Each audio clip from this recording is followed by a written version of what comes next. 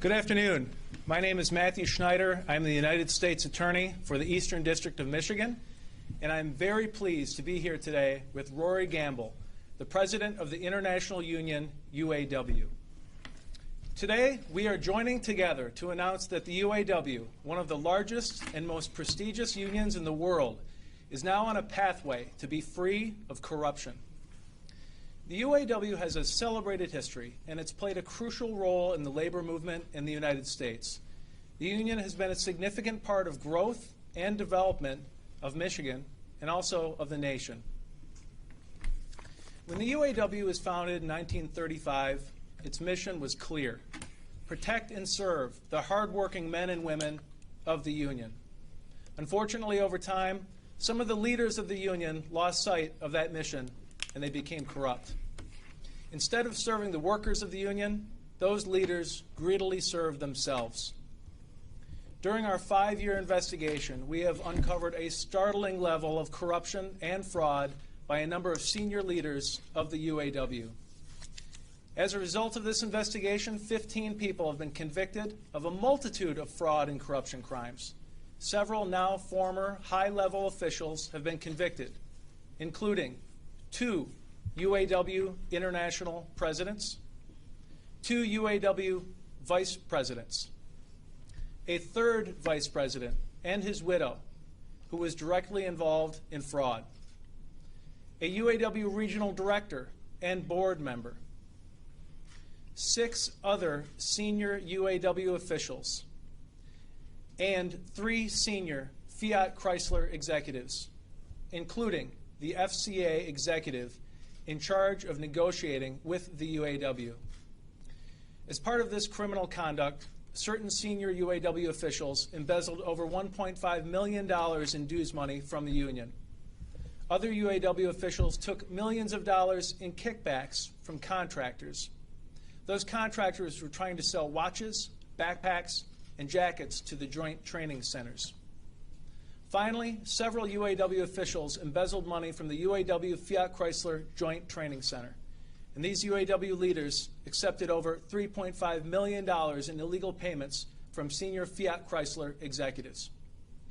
Those executives were seeking to corrupt the collective bargaining process. The conduct by these corrupt and criminal individuals has scarred the UAW, and it severely undermined the trust that the UAW's membership has had in its leaders. This criminal investigation and this prosecution have revealed a need to reform and to clean up and to return to greatness the storied United Auto Workers Union. In the face of this need, President Rory Gamble has stepped forward. He has taken significant actions on his own to begin the reform within the UAW, and he's shown poise and leadership during our negotiations and in our agreement for independent oversight. Both President Gamble and I recognize the overwhelming need to restore the trust and confidence in the men and women of the union and their families. And I want to thank President Gamble for his efforts to bring genuine reform to the union, even in the face of pressure to avoid such change and to deny the existence of those problems. Now I'd like to explain the details of what we are announcing today. Today, the United States is filing a federal anti-corruption and anti-fraud civil complaint against the UAW union, seeking injunctive relief and independent oversight of the union. After a period of good faith negotiations with the UAW's leadership, the United States and the UAW are also proposing to file a joint settlement of the civil complaint. The settlement provides for an injunction barring further embezzlement, fraud, and other corruption by officers of the UAW. It calls for an appointment of an independent monitor to oversee discipline in the union and to root out fraud, to get rid of corruption out of the union, and enforce the terms of the proposed consent order. Importantly, as part of this agreement, the men and women who make up the UAW's membership would get to decide for themselves whether to change the UAW's method of selecting their president and other members of the International Executive Board. The proposed consent order provides for the democratic process, this choice to occur through a secret ballot referendum. The referendum would allow the union's membership to freely choose whether to alter the union's election process to a direct election system sometimes referred to as one person, one vote, or to maintain a delegate electoral system. The consent order also recognizes the significant strides that the union has made in response to the federal investigation, including the payment by the UAW of over $15 million in improper chargebacks to joint program training centers, and a payment by the UAW of $1.5 million to resolve tax issues with the IRS. Now, in a moment, I'm going to turn this over to President Gamble. Let me first make some important points. First, this consent order provides for genuine democratic reform of the UAW. For over 70 years, the Administrative Caucus of the UAW, also known as the Ruther Caucus, has controlled elections within the union. This system has added to the UAW's problems. This order provides that the court-appointed monitor will oversee a secret ballot referendum of the union's membership. The men and women of the UAW will vote, and they will decide for themselves whether to keep the Ruther Caucus delegate system for electing international board members, or whether to change to one person, one vote, direct election of the UAW's international leadership. In this way, this will not be a system imposed upon the UAW by the United States government. Instead, the members, the workers, will decide for themselves how to be governed. Second, the United States will not be interfering in the collective bargaining process or the union's day-to-day administration of those contracts unless there is evidence of corruption or improper conduct. Likewise, the independent monitor will not otherwise interfere in the negotiation of collective bargaining agreements with union employers, nor with the administration of those collective bargaining agreements. Third, today's civil complaint is an anti-fraud and anti-corruption action filed under Section 1345 of Title 18 of the United States Code. This action was not filed under the civil racketeering law because, unlike some other unions, the UAW is not infiltrated or controlled in any way by traditional organized crime. As a result, a RICO action was not necessary or appropriate. Instead, this anti-fraud and anti-corruption action provides for the exact same kind of injunctive relief, independent monitor, and court oversight that can be provided under RICO. However, this recognizes that the UAW does not have a problem with organized crime. Instead, the union has had a problem with fraud, embezzlement, and corruption, which is exactly what Congress intended to address with a Section 1345 lawsuit like this one. Fourth, this consent order provides for a period of independent oversight of the UAW lasting 6 years. During this period of time, the monitor will have the same authority as the UAW to exercise disciplinary powers within the UAW and investigate allegations of corruption, embezzlement, and fraud. Importantly, the monitor will also have oversight of the membership's referendum concerning the election process. So then, if the members decide to choose direct elections, the monitor would oversee those elections for the next 2 election cycles. This oversight could be ended early if the monitor were to find that his or her work is complete and the UAW no longer needs the monitor's services. On the other hand, the 6-year period of oversight could be extended if the monitor and one of the parties feels that a longer period is needed. Fifth, this investigation and these criminal prosecutions have uncovered improper charges that the UAW made on 2 of the joint training centers. The UAW has already paid back $15 million in these improper charges to the training centers.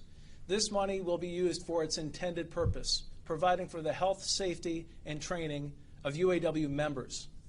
Additionally, as part of this settlement, the UAW has agreed to pay $1.5 million to settle tax issues with the IRS related to its administrative fees charged by the UAW to the auto companies.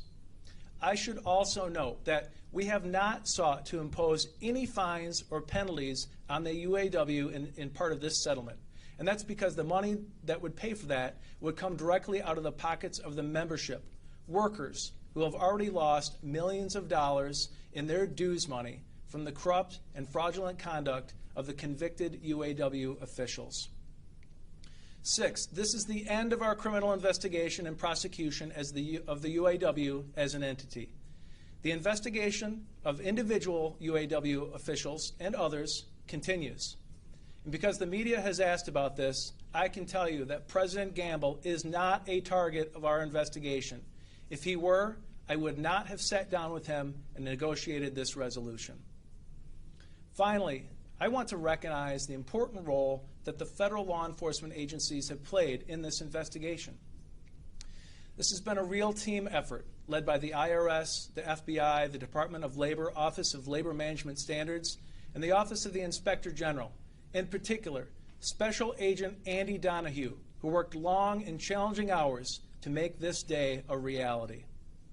Joining us in the room today are also Assistant Special Agent in Charge James Mead from the Department of Labor Inspector General's Office, Special Agent in Charge Sarah Cole from the IRS, and Special Agent in Charge Tim Waters from the FBI. Without the professionalism and tireless work of these offices, this settlement would not have been possible today. I'm also deeply thankful to Assistant U.S. Attorneys David Gardy and Steve Karras, because this settlement certainly would not have happened without them. Look, it was challenging enough to get this done, but to do it in a pandemic was simply incredible.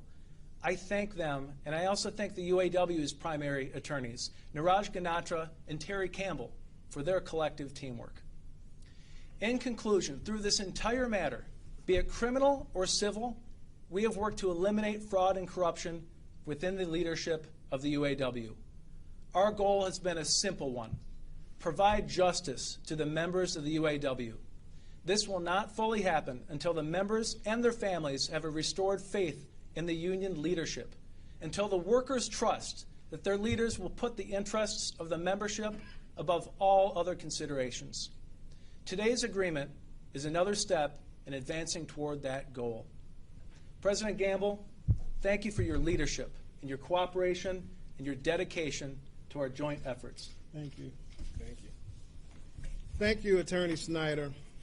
I want to thank first my great UAW membership who entrusted this very honored and storied responsibility to my care, and our International Executive Board, who also worked very tirelessly to bring about this much needed resolve. I want to thank again also our attorneys, Terry Campbell, Niraj Ganatra, for their very faithless efforts in bringing and advising us on how to get to where we need to be today. And this is for our members. Today is about them. Today is about justice for their very hard-earned dues money and the things that they provide not only in society but their individual communities as a whole. So with that, I want to read to you some prepared remarks.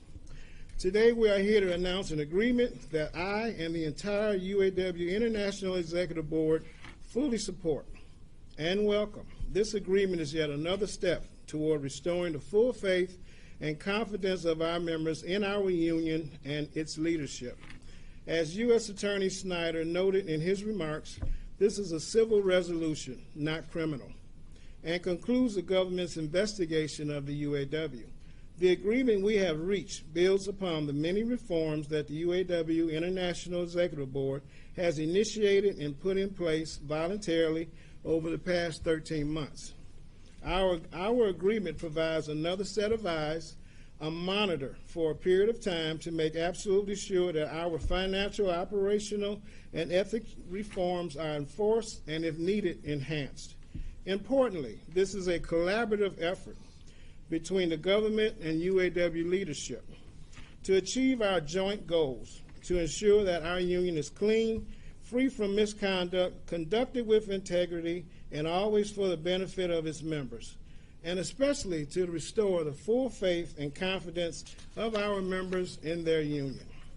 Over the past year, the UAW has proactively weeded out individuals who put their personal benefit over our members' interests and who abuse their positions of trust to defraud our union and our membership. Those individuals have been investigated and charged internally by the IAB, permanently expelled from the union, and in several cases criminally prosecuted. Should it come to light that additional individuals have engaged in misconduct or self-dealing, the IAB remains committed to taking swift and thorough action. Part of reform is admitting your mistakes. We have acknowledged that our past financial controls were inadequate to deter this misconduct, and we have had to come to grips with the fact that several union officials engaged in criminal conduct. This has been an extremely difficult and painful process for the vast majority of our leaders who have dedicated their lives and careers to bettering the lives of working men and women. But we have done and will continue to do everything in our power to make sure the mistakes of the past are never, ever repeated. Over the past year, the UAW's International Executive Board has devoted an extraordinary amount of time, attention, and resources to significantly overhauling and strengthening both our financial and ethical controls, all to ensure that current and future officials and employees will never have the ability to repeat these misdeeds. We have hired an outside ethics officer and retained a third-party compliance firm dedicated to investigating allegations of financial or ethical misconduct. We have established a confidential ethics hotline to receive any complaints about misconduct. We have conducted a top-to-bottom review of our financial, accounting, and ethics policies and controls, and are implementing changes to strengthen those systems at every level. And maybe most importantly, we have devoted ourselves to strengthening the culture of our union so that the type of misconduct that brought us here today will never again take place. Both the government and the UAW want the union to continue to govern itself with responsible internal leadership and increased accountability for our members, and we will do just that. I can tell you that I and the entire IEB embrace the involvement of a monitor for a period of time who will provide an extra and independent set of eyes on our union's financial and disciplinary processes and provide complete assurance to our members that the reforms we have initiated take permanent root. We are committed to making the monitor's job a very boring one by making sure through our self-governance that there are no financial or ethical misconduct issues to monitor. The UAW and the government have agreed that a membership vote will be held to decide the issue of one member, one vote. Details will be forthcoming. I would like to thank my colleague, U.S. Attorney Snyder, his staff, and those investigating this matter for working very collaboratively and very understanding with us on this agreement. We all have a shared goal to make the UAW a shining example of what a labor union can and should be. I embrace this effort. The UAW-IAB embraces this effort, and the future of the UAW is stronger and better for our joint work on this. The entire UAW International Executive Board will sign this consent decree, and very accurately, they have already signed it. And most of all, I want to say to our UAW membership, when I look on the position of president of the UAW, I promised you that I would hand off a clean, reformed, ethical union to my successor that will be a model of what a labor union should be. Through the dedicated efforts of our International Executive Board, UAW staff, and most importantly, our members over the past year, we are already well on the road to achieving that goal. This agreement further ensures that goal will be met. And while this process has been difficult for us as a union, the UAW going forward is clean, and we are a better union because of it. Thank you, Brother Snyder, and I'll turn this back to you. And in my conclusion, I want to say again, I truly appreciate the compassion and understanding of just what the UAW is all about on behalf of Prosecutor Snyder's office. When I first sat down with Prosecutor Snyder, I knew that going in, we needed to come in with strong efforts in place to show that we could self-govern. We did that, and I appreciate him understanding and recognizing that and coming to this agreement that we're presenting today. So to you, my brother, I say thank you. And to all my UAW brothers and sisters across this country, I say God bless you all. Your union is here to stay. Thank you. Thank you. And the only reason why I was unable to shake President Gamble's hand is because of COVID. There's no other reason. So we'd be happy to take any questions that you might have. Yes? As far as that independent monitor, is it a single person, a group, and what kind of qualifications do they have? So in standard practice, as has been done in the past, there will be a monitor proposed by the UAW. They can propose up to 3 names. And then the United States can pick from those names. If the United States is not satisfied with any of those people, we'll request additional names. And then we'll come to an agreement, and then the court will appoint the monitor. And we don't have anybody in mind right now, but people have reached out to us, and there'll be a process for them to apply. What kind of timeline are you guys looking at in terms of appointing somebody? We hope to do this as soon as possible. Just to clarify, you said this is the end of the investigation, but more people could be charged? Is that what I understand? This is the end of the investigation of the UAW, the criminal investigation of the UAW itself. Now, in any criminal investigation, you know, it could go on for individual people, but it's impossible to put any sort of timeline as to that. Are you still investigating Ford and Chrysler? Those investigations are ongoing. Yes. Wait, Yes. sorry. Good stuff. As far as like who pays for this, is there? I'm sorry, could you say that again? As far as who pays for the cost of this, is there expenses on the UAW? Yes. Yeah. Yes. Do you want to speak to that? Yeah, no, you covered it. Yeah, we got to carry the cost of this, and this is the bad thing about when people, you know, I'm getting a little emotional here, but when people betray their oath of office, these are the bad things that happen to the organization as a whole, and this should be a shining example for all of us, that individuality in organizations like ours. Why we talk about solidarity. It takes all of us doing the right thing and going in the right direction. And when individuals only think about themselves, they do great harm to the organization for a lot of great people. That saddens me. But yes, it's going to cost our members. You know how much? No, we won't know until we go through the agreement and we put the officers in place, but it could be costly. Thousands, millions? I would say a lot more than thousands. I don't know. Other beyond that, I don't want to say, but we don't know. But it could be costly. Yes, sir. Can you talk a little bit more about the union democracy part? Like, I know you said details before time, but so right now there's the option. The idea is there's the option of continuing as it is, or going to the one member, one vote. What's the thinking? So the idea behind that is that the men and women of the union, they get to decide how they're governed. So there will be a referendum as to whether or not to stay with the current system or to move to one person, one vote. And the union members themselves will have an election. They will have a vote on that, and they will decide that for themselves. How will that process be overseen? The monitor will oversee that. Yeah, we got to work out the details of that, but we're going to let the members decide that issue, and I think rightfully so. If they end up going with the direct election process, what kind of time frame for something like that? Well, we would hope to have that implemented by the UAW convention in 2022. Actually, just to follow up, the general monitor is still not in charge of the investigations then? That's correct. Right, just another quick question. What do you think this is going to do for the IE? Is this going to change a lot, or is that to be determined on, I guess, how your members vote and the possibility of direct election? Well, I'm very confident in the current board right now. Very confident. They all have long-standing leadership positions within the UAW. As you heard, none of them are in investigation.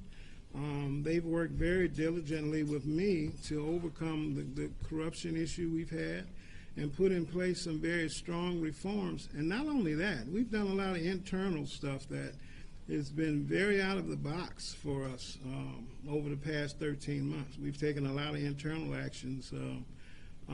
So I'm very confident in the current board, and I believe the membership recognizes our efforts at this time. And I'm very confident going forward they will present themselves to the membership in just that vein. Why did you decide to enter into the settlement now? Is this, did it come to a conclusion? Well, you know what? I've been pushing for this for a while. When I first took office, my first week in office, 2 days in office, I went through a couple of days of a complete, transparent breakdown of what was going on with our attorneys. In that first week, we made a decision to push for this because we knew anything that we put in place needed to have this type of inclusion to show to our members that we meant business and that our reforms are valuable and genuine reforms. I welcome this consent decree. The UAW needs this consent decree, and this will show our members that the things we've done over the past 13 months were very value-added and necessary to clean up our union. Sir, what do you say to the people that put you guys in this position, you and your members, the people that were charged? What do you say to them? Well, I'm very disappointed in all of them. I worked with them over the years, and I thought I knew them, and I really didn't. I was very disappointed. Working on a board with people over a period of time, you develop a kinship. You don't know what they're doing because the way we're structured, I was the director of Region 1A for 12 years. So I'm running my region in Michigan. You wouldn't know what a director in Region 5, who's on the other side of the country, you wouldn't know his day-to-day. But when we come together as a board, those were great times. We did a lot of great work collectively. So when this happens, you're disappointed, very disappointed. This is still hard to embrace for a lot of our board, and in a genuine way, because, our organization is a people organization, and a lot of it is built on time-honored traditional trust and the honor system. So, I feel betrayed by a lot of these people. I'm hurt, I'm let down. But the bottom line is I have a sworn oath and dedication and respect for my union. And they've betrayed that. So to me, basically, they don't exist anymore. We're moving forward. We're putting our union back to where it should be. A strong beacon and voice for working families in America. And we're not going to let a small group of individuals disturb that. Gina, there's some questions from the internet. Yes, this question is from Ken Kirchner from Channel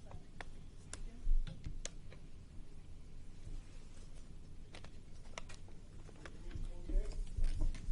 Yeah, we can hear you. Go ahead, Jim. Okay, very good. Roy, I've talked to some of your members, and they're critical about how Gary Jones was able to vote himself to have a paid leave, and he also made it a double vote.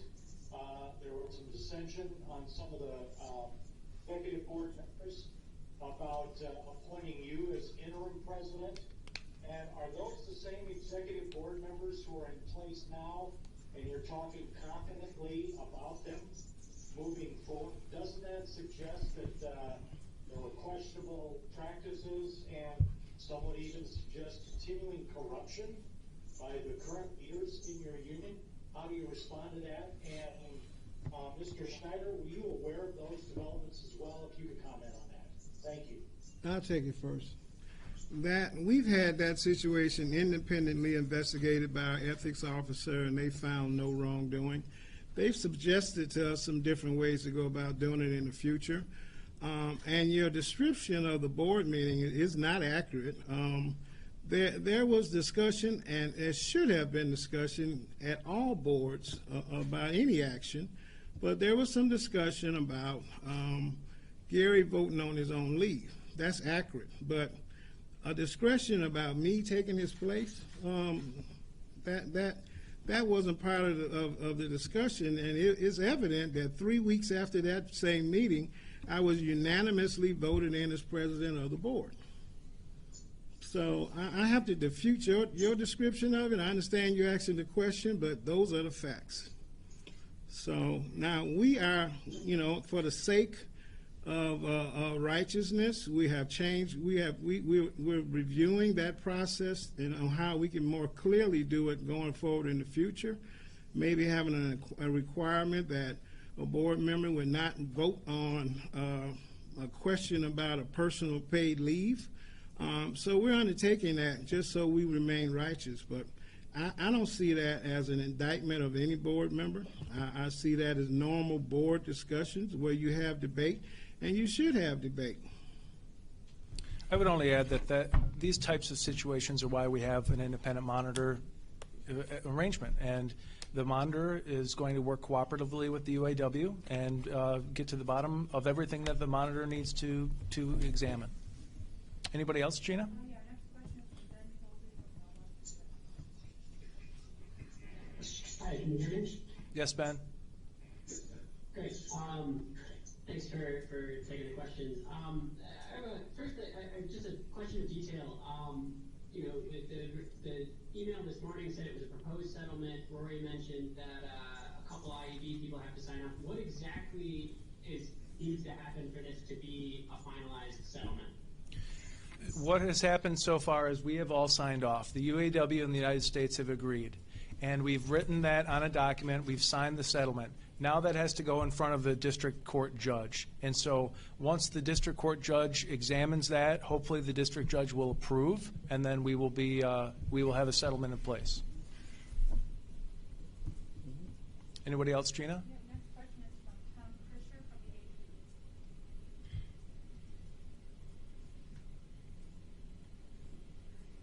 Tom?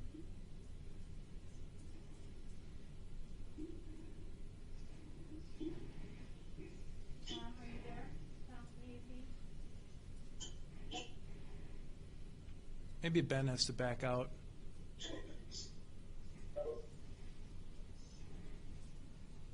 Let's take another question from the room while we're waiting, if there is one.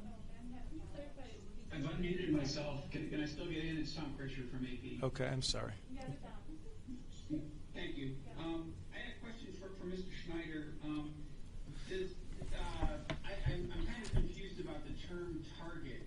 You said that Mr. Gamble was not a target of the investigation. Does that mean that he did not take part, or you're not looking into any allegation that he took part in any corruption? He's been exonerated. And then also I had a question for Rory about whether or not you would campaign against the one member, one vote, because you've said in the past that you're against that. So I'll start, and then, there are a lot of semantics about the language about target. I can tell you that we're not investigating Mr. Gamble. I don't have any reason to investigate Mr. Gamble, and I think that should speak for itself. Thank you, Brother Snyder. I appreciate you clearing that up. We know that's been reported for the past year, and I believe very irresponsibly. Every organization in this country faces, dreadfully at one time in their existence may have to face what the UAW has faced with corruption. And when that happens, you have to step up, embrace you have an issue, a problem, and you have to deal with it. For the past 13 months under my administration, that's what we have done. I feel very honored to be in this position to bring about an end to this very dark chapter of the UAW. I knew that it would bring pain. I knew that I would be scrutinized, especially by certain news outlets who don't really practice journalistic responsibility like many of you do, and that's sad. But just like the UAW and countless organizations across this country who has to face that type of problem in their organizations, all of you as journalists should do the same thing, because it puts a very dark cloud on all of your valid efforts to report news to the public. And I truly honor and appreciate what journalism in this country is all about. But when you get bad actors just like us, you have to address that. I appreciate the fact that a lot of you don't pick up the reporting and carry it on, and that's fine. And believe me, in my case, I truly appreciate that. But when it's bad, and I don't care who's doing it. It is wrong to keep driving a narrative without any proof, without any evidence, without any collaboration of facts, and keep reporting that over and over. They take the word investigation and it's used like a weapon. And I, for one, personally did not appreciate it. I've worked very hard in my 39 years as a UAW rep for high credibility in what I do. That is reflected by the members I've represented over the years. And I resent the challenge and the question of my integrity. If I had thought for 1 second I had something that was questionable, I would never have taken this job. And I appreciate Attorney Snyder for what he said today. He did not have to say that. He said that for a reason, because it is unequivocally untrue what has been reported by a certain Detroit news organization. So with that, I'm going to leave that there. I think this is a closed issue. I appreciate the vindication today. But we are accepting and facing our demons. I would say to all of you in journalism, you guys need to do the same, because take a look at your rating in America today, and your confidence ratings are very bad. You've taken a beating the last 4 years that I think was unjustified. But when you have this kind of reporting going on, you got to take some responsibility and step up to it, just like we did as an organization, just like law enforcement has to do in this country, just like religious organizations have to do. Face your demons and embrace them.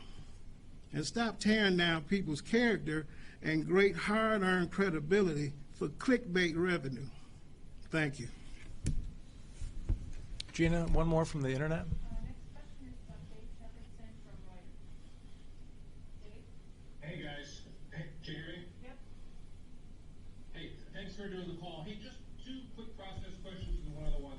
Has the consent decree been filed in the district court yet? It has either been filed in the last 2 minutes or will be filed in the next 2 minutes. Okay, and can you explain, I think it was $15 million you said, is that just going to be repaid to the training centers, just being used for regular training center operations? I believe that's already been paid. It's all paid back. That's all paid, okay. And then just maybe at a high level, can you both talk about what you think went wrong that led to where we are today in terms of the prior presidents being charged, the 15 people in total? What was the problem with the union, do you think, and how will this monitor, what's the main job the monitor has to resolve it? Let me take a piece of that one. Yeah. You know, I was asked a question earlier about the one member, one vote, and I want to address that. I'm of the mindset that our members need to make that decision, but I think they need to make it from a very educated view. And we intend to educate them in a way that they know all the issues facing them when they make that decision. It is their decision to make. We're not going to twist anybody's arms. We're going to educate them very fairly to all the facts, and then they're going to have a vote. And I think that is very important that they exercise that independent vote. You know, who knows what's in the hearts of minds and the hearts and minds of men and women. For the life of me, I'm very dumbfounded at some of this behavior. You know, I've been on the board since 2006. I've been a union rep for 39 years, and I've always been taught dues money is sacred. Representing the members of the UAW was a very honored and blessed position to be in, and I tell a lot of younger reps that come up, that I've worked with over the years and that I come up with, that in doing what we do as in labor and as UAW reps, when you apply yourself very accurately, you get to make a very positive difference in somebody's life every day. That opportunity is presented to you daily to do something right for somebody. You know, when I look at a member that's fired and I'm fighting to get their job back, it goes past that member. It goes to their kids, their wives, their parents. You know, our members have at least an average of 7 or 8 people that depend on them as a family unit. That's a big responsibility, and you have to embrace it and do it diligently. So the reason I'm here today is something that I never dreamed that I would be in this position at this point in time, but I welcome the opportunity because I get to right the ship, and I get to do it with a group of people on the International Executive Board who feel just like me. And I think it's really wrong, and I think it's unjust to paint all of us with the same brush. I do. I think that is wrong and unjust for anyone to apply that type of thinking to any individual. So I hope today, and coupled with our voluntary reforms, coupled with the government oversight and cooperation we intend to have, will put all of this behind us and put us back in a position of being a spokesperson for working families in America. So thank you. I can echo that. You know, like any organization, occasionally you'll have an organization where there are a few people who are bad apples. By and large, that's just not the case with the UAW. There are a few bad apples, and those people have been convicted. The men and women of the union, the workers, are its strength, and that is what drives the union. And so the whole point about this is returning the union to the men and women of the union. And once that happens, I think we'll be in a lot better place.